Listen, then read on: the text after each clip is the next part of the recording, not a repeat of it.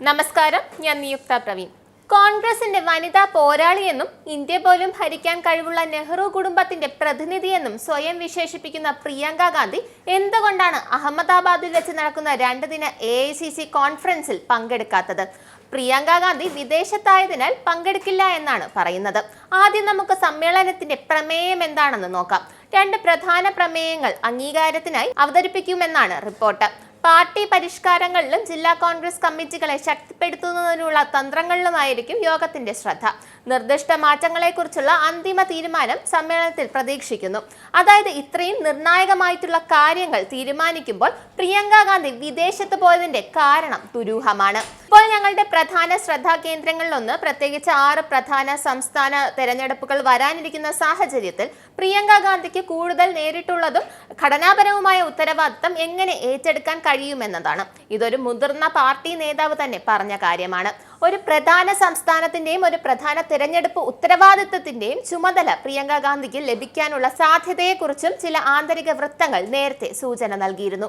പ്രിയങ്ക ഗാന്ധി നിലവിൽ general secretary സ്ഥാനം വഹിക്കുന്നുണ്ടെങ്കിലും പ്രത്യേക വകുപ്പൊന്നും നൽകിയിട്ടില്ലാത്തതിനാൽ വിവിധ സംസ്ഥാന യൂണിറ്റുകളിൽ നിന്നും മുതിർന്ന നേതാക്കളിൽ നിന്നും അവരുടെ രാഷ്ട്രീയ കഴിവുകൾ നന്നായി പ്രയോജനപ്പെടുത്താനും വോട്ടർമാർക്കായി ബന്ധപ്പെടാനും ആഹ്വാനം ഉയർന്നിട്ടുണ്ട്.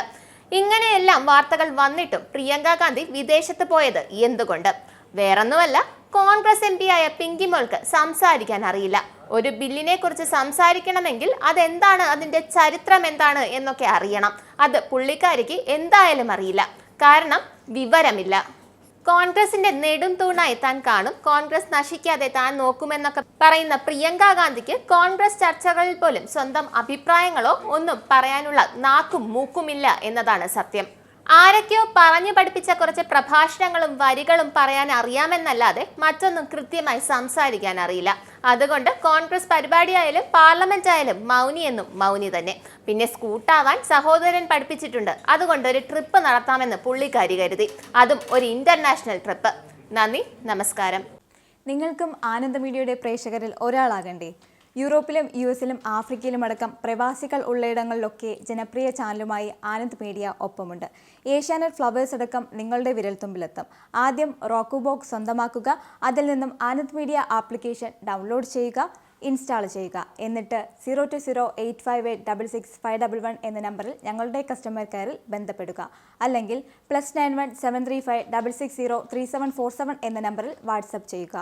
ആനന്ദ് മീഡിയയുടെ സേവനങ്ങൾ സ്വന്തമാക്കുക. മറ്റു ചാനലുകൾക്കൊപ്പം ആനന്ദ് TVയും എൻജോയ് ചെയ്യുക.